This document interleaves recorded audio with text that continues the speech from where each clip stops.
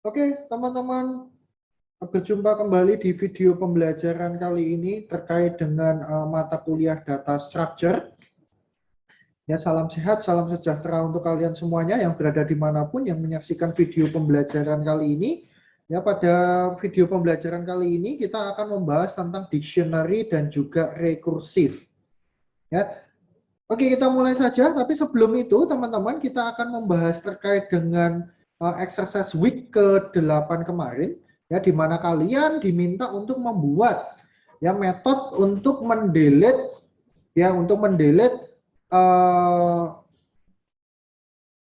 note yang ada di dalam link list, gitu ya. Terutama konsepnya menggunakan doubly link list, ya, di mana note itu berada di paling depan yang mau dihapus, di paling belakang, ataupun yang free delete alias yang sesuai dengan keinginan kita. Mana note yang mau kita hapus di sini. Ya, oke. Yang pertama adalah delete front, yang alias adalah kita mau mendelete note yang berada di paling depan sendiri. Ya, awalnya seperti biasa, ya kita cek dulu apakah headnya itu menunjuk ke sesuatu yang nol, headnya sama-sama dengan nol alias tidak ada note sama sekali di link list kita. Ya, maka kalau tidak ada note sama sekali yang ada di link list kita kan berarti tidak ada yang dihapus ya. Kalau tidak ada yang dihapus maka return false. Nah, kalau ada maka berarti di sini masuk else. Nah, misalkan contohnya seperti ini ya, contoh sederhananya. Saya gambarkan dulu di sini.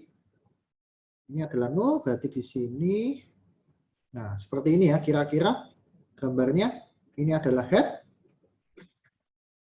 Ya, otomatis di sini head ini sekarang harus menunjukkan node setelahnya dari head aslinya. Head originalnya kan adalah ini. Berarti sekarang head harus berubah menjadi node setelahnya. Nah, maka di sini head akan menunjuk ke head.next. Next-nya, head-nya awalnya adalah ini, next-nya adalah ini. Nah, berarti sekarang head akan menunjuk ke sini. Nah, seperti itu. Saya hapus dulu biar lebih jelas. Nah, ini tanda panahnya ini, gitu ya. Dan kemudian ingat konsep dari doubly linked list bahwa head, pref-nya dari head itu harus null. Nah, sehingga kan sekarang head-nya sudah menjadi ini nih.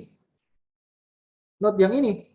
Berarti pref-nya harus kita nulkan. Maka di sini head.pref sama dengan nul. Kita nulkan di sini. Berarti pref-nya di sini kan pointernya di sini akan hilang ya. Anak panahnya akan hilang. Nah, secara otomatis, nah karena node ini sudah berada di luar scope, maka di sini akan hilang. Ya, seperti itu teman-teman untuk delete front atau mendelete node yang berada di paling depan. Oke, selanjutnya teman-teman. Ya, ini adalah delete back alias berarti kita mendelete yang berada di paling belakang. Node yang berada di paling belakang. Ya, seperti biasa, awalnya kita cek dulu apakah headnya sama dengan 0, menunjuk sesuatu yang 0. Kalau iya berarti maka dia akan return false. Ya, artinya tidak ada yang dihapus. Kemudian kita masuk ke else if. Nah, ini kondisinya bagaimana? Ini kondisi jika hanya ada satu node di dalam link list kita. Nah, misalkan seperti ini. Nah, hanya ada satu node di sini. Nah, kondisinya kan adalah head.next. Next-nya dari head, berarti kan ini kan sama dengan 0. Maka dia hanya ada satu. Gitu ya, hanya ada satu node di sini. Nah, maka kalau ada kondisi seperti ini, maka head-nya langsung sama dengan 0. Head-nya langsung menunjuk saja 0. Berarti ini kan langsung dihilangkan gitu ya, langsung menunjuk 0. Nah, kemudian baru return true. Nah, bagaimana jika ada lebih gitu ya? Jika ada lebih node di dalam suatu link list. Oke, misalkan di sini saya ilustrasikan.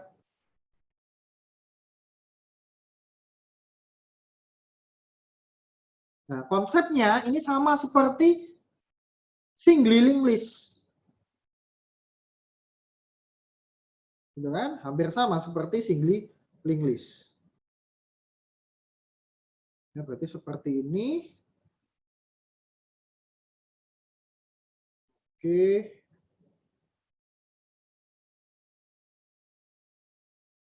Sorry. Nah, ini adalah null. Gitu ya. Nah, ini adalah head-nya. Ya.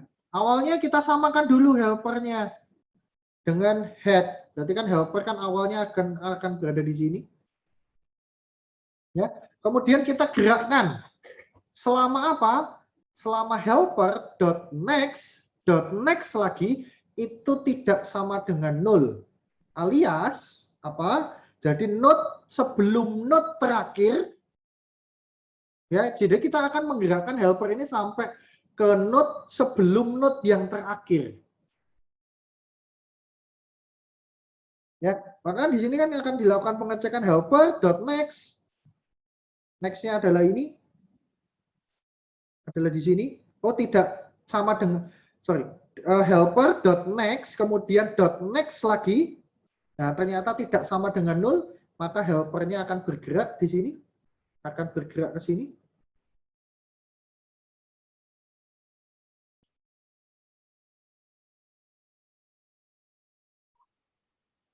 Ya, seperti ini. Kemudian cek lagi apakah helper.next lagi tidak sama dengan 0, betul?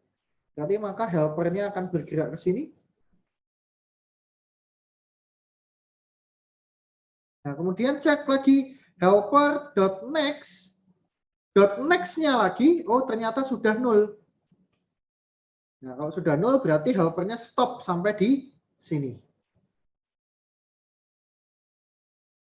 Ya, selanjutnya ya sudah berarti next-nya dari helper.next sama dengan 0. Ya, next-nya di sini berarti langsung tunjuk 0. Ini langsung dihilangkan. Ya, begitu. Ini untuk menghapus node yang berada di paling belakang. Kemudian bagaimana kalau misalkan dia kita sesuai dengan apa yang kita inginkan. Kita mau menghapus nodes yang sesuai dengan apa yang kita inginkan di sini. Ya, awalnya seperti biasa teman-teman cek apakah head-nya sama dengan 0. Kalau iya maka return false. Ya, kalau tidak di sini, ya, apakah data yang dihapus itu merupakan data yang ada di paling depan atau head-nya? Nah, misalkan contohnya seperti ini. Ya kan? Nah, ternyata yang mau dihapus itu adalah angka 10. Yang mau dihapus adalah angka 10. Yang mau dihapus angka 10 maka dilakukan pengecekan kan di sini head.data maka 10 apakah sama dengan hapus.data. Jika iya, berarti kan artinya yang mau dihapus berada di paling depan, maka panggil metode delete from. Nah, kalau tidak, kalau berada mungkin di tengah-tengah gitu ya, atau mungkin yang di paling belakang, nah maka akan masuk ke bagian else di sini. Ya, ini coba misalkan contohnya yang paling belakang dulu ya. Misalkan contohnya sederhananya aja di sini 3 buah aja. Nah, biar contohnya nggak panjang-panjang ya, teman-teman ya.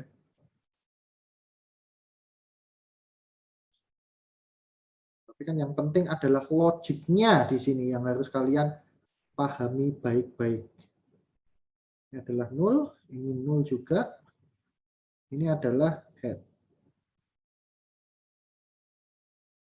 Ya, otomatis seperti biasa helpernya akan berada di sini dulu.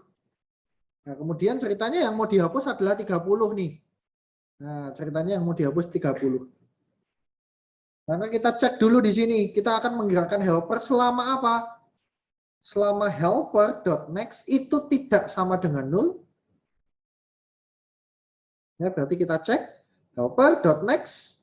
Oh benar ya, tidak sama dengan 0. Dan helper.next di sini 20 tidak sama dengan hapus.data. Yang mau dihapus 30. Nah, berarti kalau tidak seperti ini, maka helpernya bergerak di sini. Nah, kemudian cek lagi. Helper.next tidak sama dengan 0, betul? Dan helper.next.data, ya, berarti di sini adalah 30.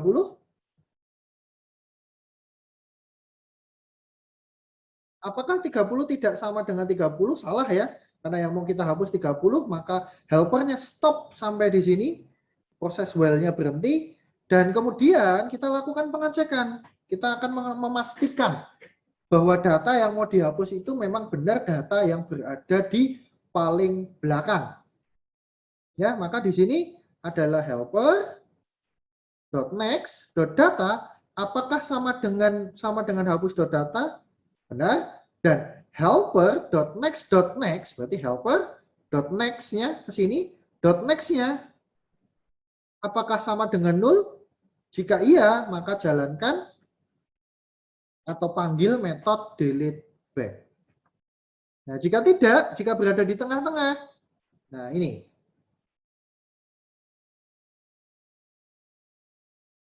Jadi misalkan 3 aja cukup di sini, gitu ya. Nah, maka helper itu akan berada di mana? Helper itu ya akan berada di sini. Dia nggak bergerak. Loh, kok bisa ya? Nah, ini kebetulan karena contohnya 3 ya. Nah, oke, mari kita lihat bersama-sama ya. Nah, misalkan ini 30, 20, 10. Yang mau dihapus adalah 20. Itu kan? Nah, ini adalah head-nya.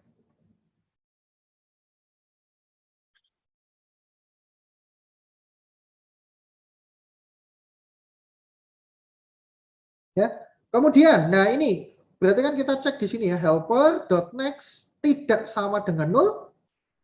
Betul ya, helper.next tidak sama dengan 0 dan helper.next.data, helper.next.data 20 apakah tidak sama dengan 20? Ternyata salah, maka stop, maka helpernya nggak bergerak di sini.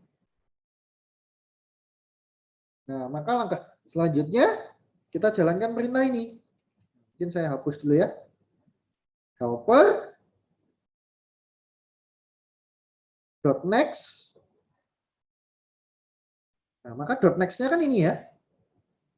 Helper.next sama dengan helper.next.next. Ya, helper.next, next-nya ini sama dengan helper.next, awalnya kan gini kan, tadi ya, sama dengan helper.next, berarti ke sini, .next lagi, berarti sini. Nah, berarti kan nanti ini akan nyambung ke sini ya. Nah, kan akan seperti itu. Ya, maka kan gambarnya akan jadi seperti ini nanti. Ups.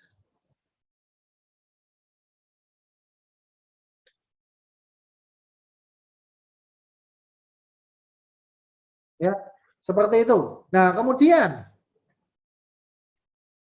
berarti selanjutnya kita akan menggabungkan pref-nya dari ini 30 ini harus nyambung ke 10. Nah, itu bagaimana? Berarti helper.next, next-nya kan sekarang sudah ke sini ya.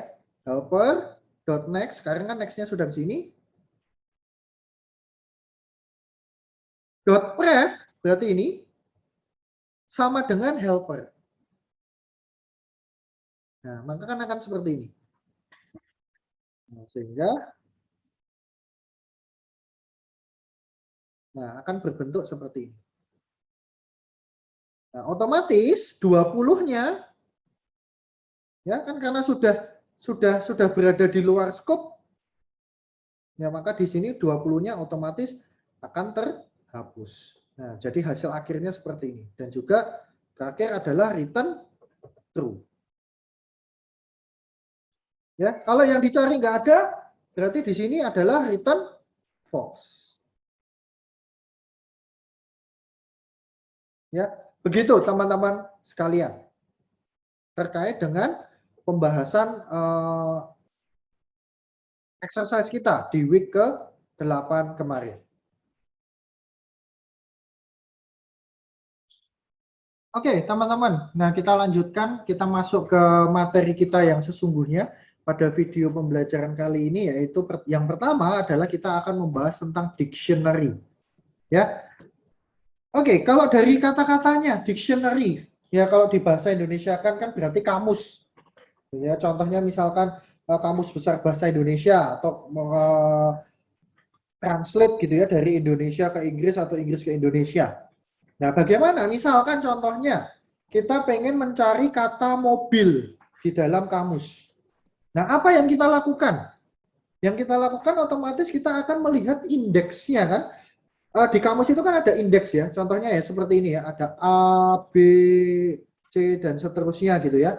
Maka kalau kita mencari mobil, apa yang kita lakukan? Kita akan melihat di indeks yang M, mobil.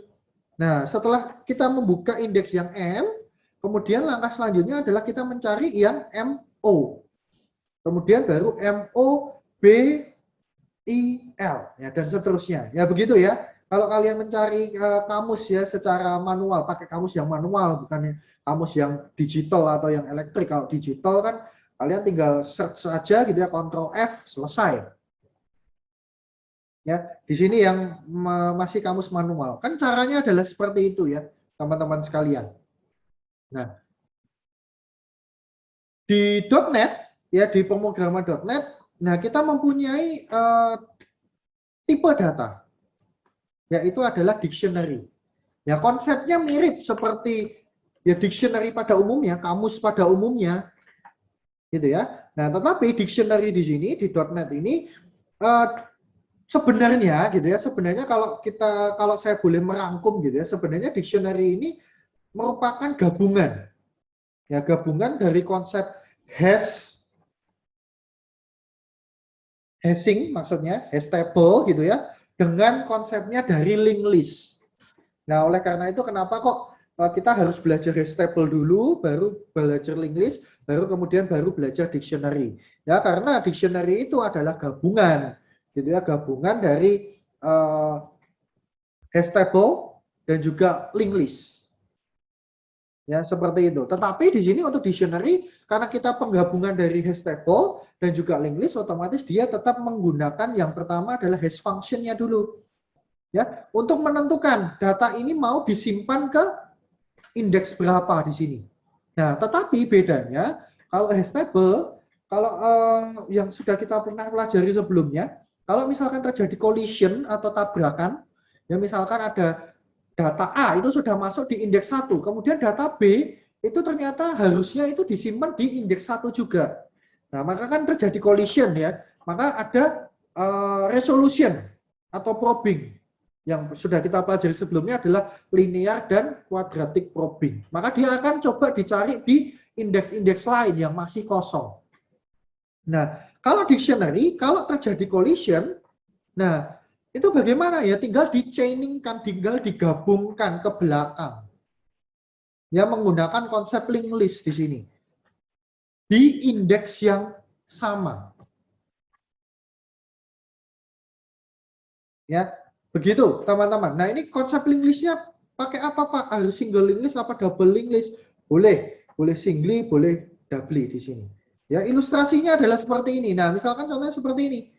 Nah, ini Fred awalnya dimasukkan di indeks 2, tetapi tiba-tiba ada Z masuk. Dia juga harusnya disimpan di indeks 2.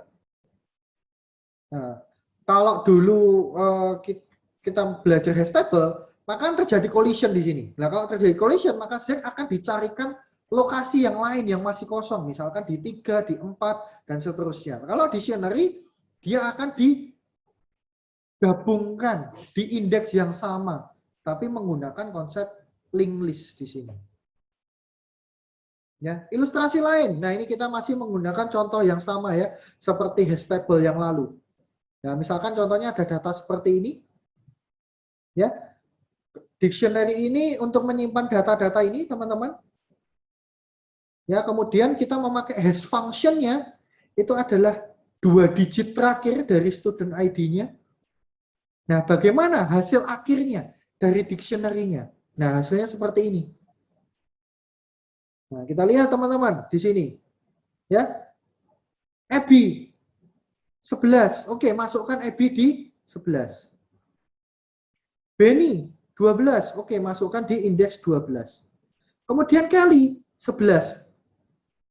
Nah, oh 11 sudah diisi Abby. Ya sudah, berarti lanjutkan di sampingnya. Di sini Kelly. Nah, ini kalau contoh ini berarti kita menggunakan single linked list ya. Tapi boleh kalau mau pakai double linked list. Begitu. Dona 13. Oke, masukkan di 13 karena masih kosong gitu ya. Dina 11. Oke, berarti masukkan di indeks 11 di belakangnya Kelly. Moana 13. Oke, masukkan di indeks 13 di belakangnya atau setelahnya dari Dona dan seterusnya. Ya, seperti itu teman-teman ilustrasinya. Ya, lebih mudah dipahami ya, teman-teman ya di sini. Nah, ini adalah dictionary. Oke, teman-teman, selanjutnya kita akan membahas topik terkait dengan rekursif ya. Setelah tadi dictionary, jadi ini topik terakhir kita untuk materi kita pada video kali ini. Jadi sebenarnya apa rekursif gitu ya? Rekursif itu singkatnya adalah suatu proses yang memanggil dirinya sendiri. Nah, dirinya itu siapa ya? Function atau metode gitu ya yang ada di dalam program kita. Jadi kalau di dalam program kita itu ada sebuah metode gitu ya. Nah, jadi di dalam metode tersebut ya ada perintah, ada komen, ada code di mana dia memanggil metode itu lagi. Nah, seperti itu. Nah, kalau misalkan kemarin kalian sudah belajar di mata kuliah operating system atau sistem operasi gitu ya, kalian mungkin sudah belajar tentang GNU ya. GNU itu singkatannya dari GNU not Unix ya gitu ya. Padahal GNU itu juga kepanjangan gitu kan. GNU not Unix, GNU not Unix ya. Maka kan selalu berulang-ulang terus di sini. Ya tanpa henti ya kalau GNU di sini. Nah, tetapi kalau rekursif itu sendiri gitu ya di konsepnya pemrograman di sini bahwa ada suatu kondisi gitu ya, suatu kondisi di mana dia itu kapan dia harus berhenti di sini. Nah, itu ada suatu kondisi di sini. Ya, oke kita lihat ilustrasinya dan nanti kita coba lihat karakteristiknya dari suatu metode rekursif itu seperti apa di sini. Nah, misalkan contohnya gitu ya. Contohnya adalah untuk perhitungan faktorial. Nah, mungkin kalian masih ingat ya tentang faktorial ya. Nah, faktorial itu misalkan contohnya 5 faktorial. 5 faktorial itu kan adalah 5 kali 4 kali 3 kali 2 kali 1. Ya, hasilnya di sini adalah ini 20 dikalikan 6. Hasilnya adalah 120. Ya, seperti itu ya. Nah, itu contohnya. Nah, bagaimana kita mau menghitung gitu ya, menghitung nilai faktorial itu. Ya, ini sebenarnya kebalik nggak apa-apa ya. 5 kali 4 kali 3 kali 2 kali 1 atau 1 kali 2 kali 3 kali 4 kali 5, ya, it's okay, nggak masalah. Ya, tapi konsepnya faktorial adalah seperti ini. Ya, teman-teman. Nah, ini untuk problem ini bisa kita diselesaikan dengan normal metode yang normal dan juga rekursif. Ya, kita lihat yang pertama adalah terkait dengan yang normal-normal dulu saja di sini. Ya, misalkan ada metode seperti ini. Nah, misalkan seperti tadi ya, 5 faktorial. Kita mau menghitung nih di sini. Nah, N di sini apa? Di sini ya nilai suatu bilangan yang akan dihitung faktorialnya berapa. Nah, misalkan di sini N-nya adalah 5. Nah, oke. Kita lihat hasilnya ya. Ada pengecekan di sini. Jika N-nya kurang dari 0, berarti angka negatif, maka dia return min 1. Yang alias nilai faktorialnya tidak dihitung di sini. Gitu ya. Kalau dia kurang dari 0, N-nya adalah kurang dari 0 di sini. Ya. Kalau dia 0 atau 1 gitu ya, maka dia return 1, langsung masuk ke else-nya.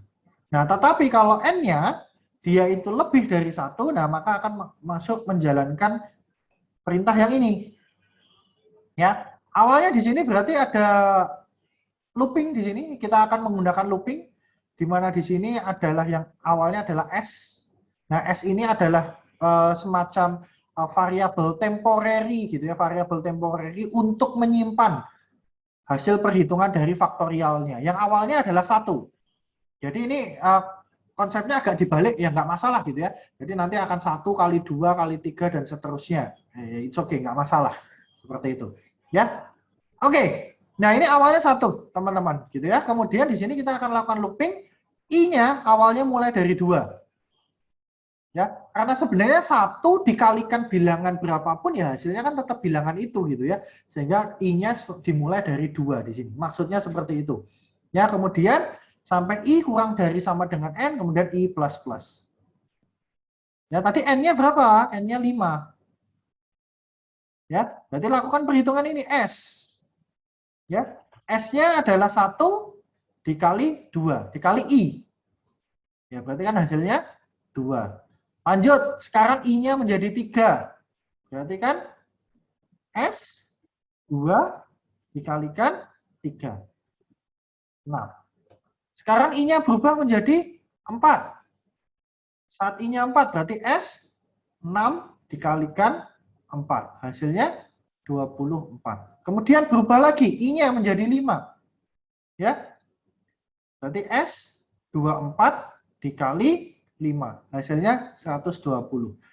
Naik lagi S-nya 6. Nah, saat S-nya saat I-nya 6, berarti kan kondisi for-nya ini sudah false, maka proses looping-nya selesai, langsung return S. Ya, S-nya yang terakhir adalah 120. Ya, ini adalah menghitung nilai faktorial jika kita menggunakan normal method di sini. Nah, bagaimana kalau kita menggunakan konsepnya dari rekursif? Nah, ciri khasnya dari suatu metode rekursif itu apa di sini ya? Paling gampang adalah melihatnya adalah ada return gitu ya, ada return ya. Di mana di dalam return tersebut dia memanggil metode itu sendiri.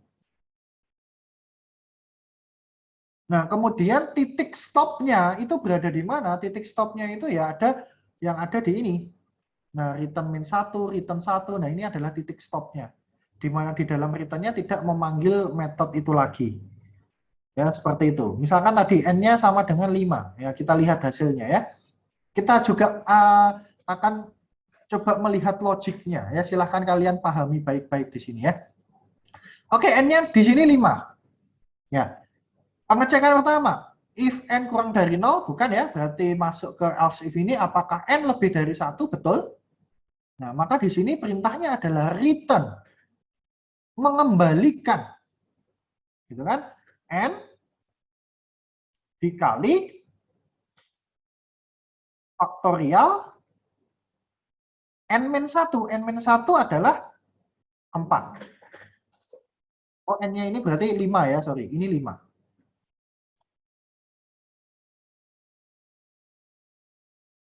Gitu ya. Nah, oke, ternyata ini memanggil metode itu sendiri. Nah, berarti ini kan harus dikerjakan terlebih dahulu, teman-teman. Nah, berarti sekarang N-nya menjadi 4. N4 masih masuk ke else if kan? Karena N lebih dari 1. Maka dia nge-return lagi. Return-nya adalah 4 dikalikan faktorial, ya, manggil metode itu lagi, manggil metode faktorial lagi, N-1 berarti 3. Gitu ya. Sekarang N-nya menjadi 3. Cek lagi, ternyata N lebih dari 1, masuk sini lagi ya. Berarti masuk return lagi, berarti 3 dikalikan faktorial N-1, berarti 2.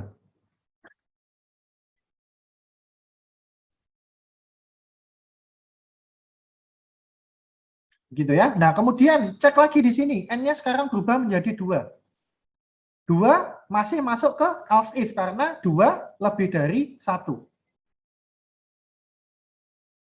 Ya, Maka di sini return lagi berarti 2 dikalikan faktorial n min 1. N min 1 berarti 1. Oke, sekarang n-nya jadi 1. Nah, kalau n-nya 1 berarti dia masuk mana? Masuk ke else.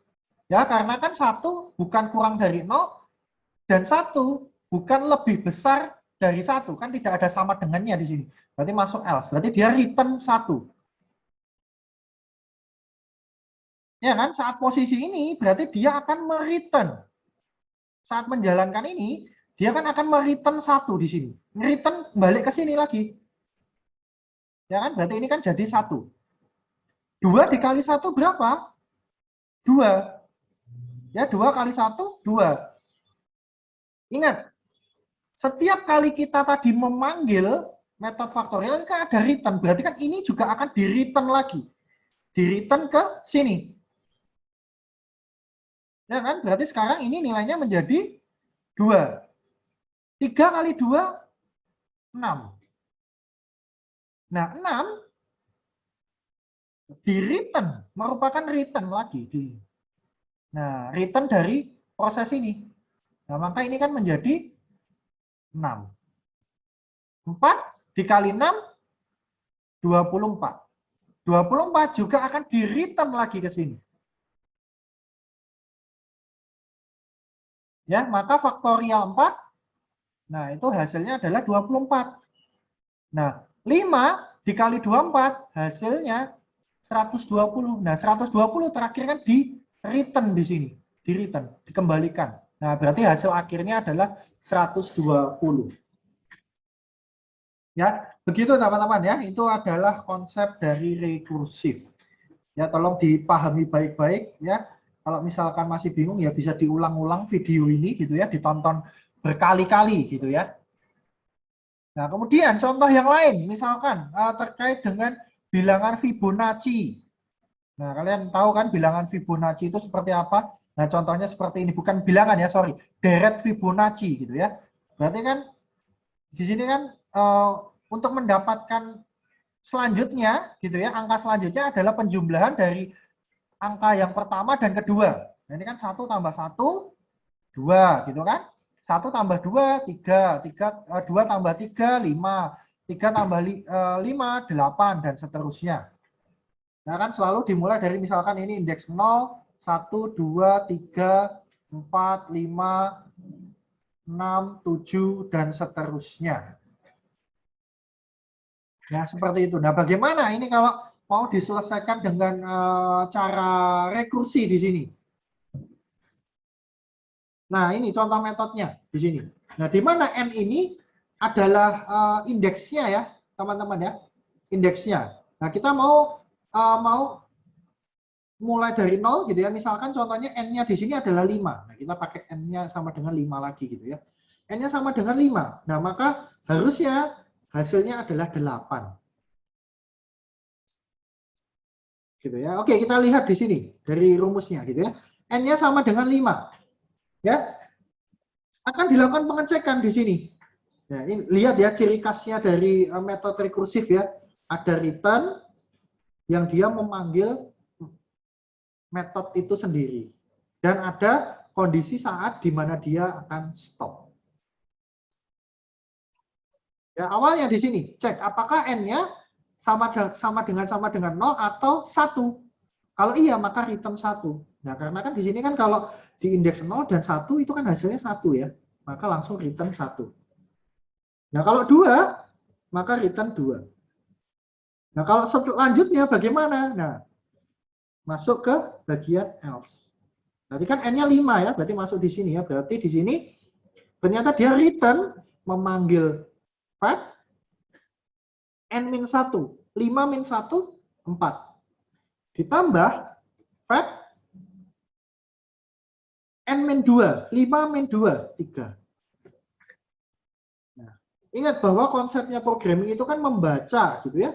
Urutannya dari atas ke bawah, kiri ke kanan gitu kan. Berarti kita harus menyelesaikan bagian ini dulu. Nah, bagian sebelah kiri terlebih dahulu. Nah, dia akan memanggil metode itu sendiri, fact dengan N-nya 4. Nah, sekarang N-nya sekarang 4. Nah, berarti kan masih masuk ke else. Ya kan masih masuk ke else di sini. Berarti akan return fab 4 min 1, 3 plus fab N min 2, berarti 4 min 2, 2.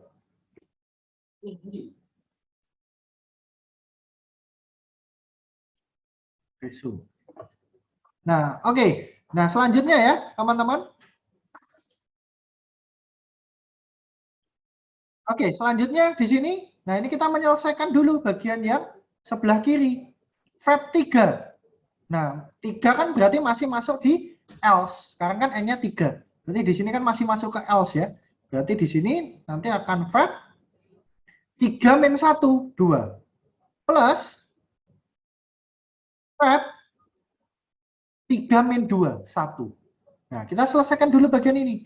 Oh, fab 2 berarti N-nya sekarang 2. Kalau N-nya 2 di sini, nah berarti masuk ke bagian else if. Maka dia akan di return 2. Berarti ini kan hasilnya 2. Berarti kan akan di return, akan mensubstitusi bagian ini. Nah, 2. Gitu kan? Nah, oke. Ini sudah selesai. Ya, sudah selesai di return. Titik stopnya kan di sini. Ya kan? Nah, oke. Lanjut di sini. Fab 1. N-nya 1. Nah, kalau N-nya 1 berarti masuk ke if yang pertama, maka dia return 1. Berarti ini kan 1. 2 tambah 1, 3. Nah, 3 dia berarti akan di return ke sini.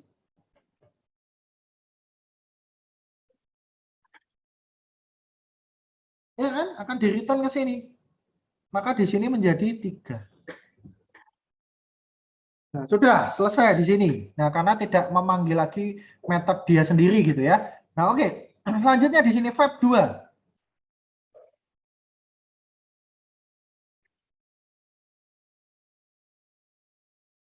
Fab 2 berarti di sini N-nya 2. Kalau N-nya 2 berarti dia return 2, maka di sini kan 2. Ya kan? 3 plus 2, 5. 5 akan di return ke sini. Nah, ini akan menjadi 5. Nah, fab 3 gimana? Nah, fab 3 berarti N-nya 3. N-nya 3 berarti kan masuk ke else. Nah, maka fab 3 ini kan sebenarnya kan adalah fab 2 plus fab 1. Nah, fab 2 ini berapa? 2, karena return 2. Ya kan? Fab 1, 1. Karena di sini return 1. Tergantung nilai N-nya ya. 2 tambah 1, 3. Nah, berarti di sini kan akan di return ke sini. Nah, 5 ditambah 3 sama dengan 8. Ya, hasil akhirnya adalah 8. Sama. Sini ya, sesuai di sini. 8. Begitu, teman-teman. Itu adalah konsep rekursif. Ya. Oke, teman-teman. Mungkin sekian video pembelajaran kali ini. Jadi silakan teman-teman kalau bisa diulang-ulangi ya video pembelajarannya kalau kalian bingung terkait dengan terutama rekursif gitu ya. Dan jika kalian ada pertanyaan lebih lanjut silakan kalian tanyakan melalui grup WhatsApp gitu ya. Walaupun tidak ada exercise untuk pertemuan kali ini, untuk video kali ini kalian harus mempelajari itu gitu ya. Karena nanti ini kan akan dipakai untuk materi saat kuis dan juga UAS tentu saja. Ya. Oke teman-teman, sekian video pembelajaran kali ini. Terima kasih atas perhatiannya. Terima kasih sudah menonton dan mempelajari. Mohon maaf jika saya ada kesalahan ataupun gangguan-gangguan selama pada video pembelajaran kali ini. Tetap sehat selalu, jaga kesehatan selalu, dan sampai jumpa di video pembelajaran yang lainnya. Oke teman-teman, saya akhiri untuk semuanya.